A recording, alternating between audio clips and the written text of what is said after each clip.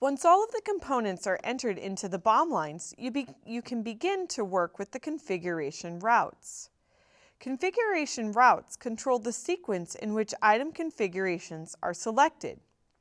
They are configured to decide which component is selected first and then determine the correct components to go with that. These can be worked with in the Release Products page on the Engineer tab of the Action pane, but for our purpose, I'll stay on the BOM lines form.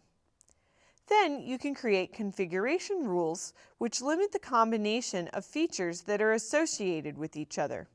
They control what configurations can or cannot go together based on sales history or other company limitations. Let's switch over to AX and I'll show you how to do this.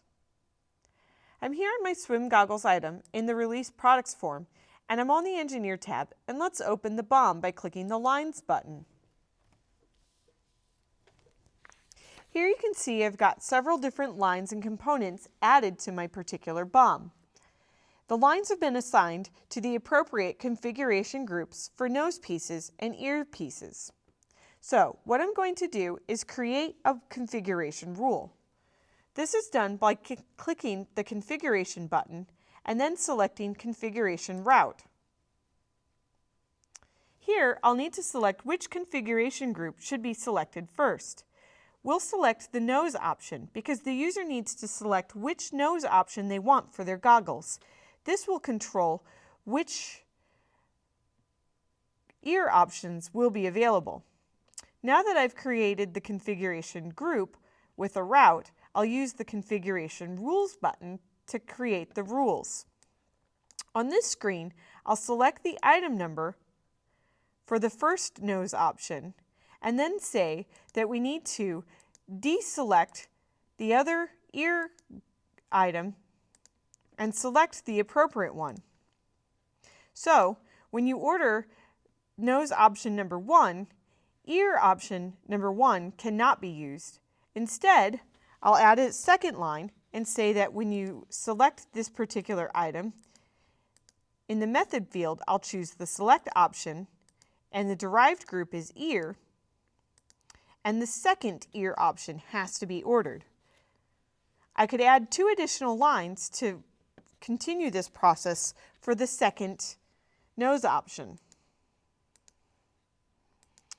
I'll deselect the ear component for the second item and add a 4th line to select the correct ear item.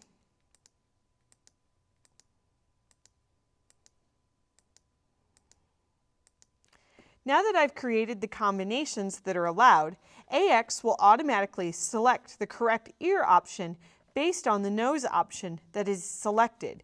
It will gray out the options that are not available.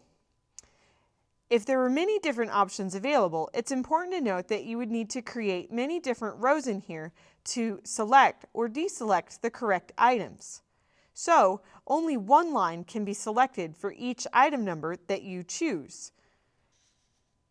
When you're finished, you can close the windows and then approve and activate your bill of material.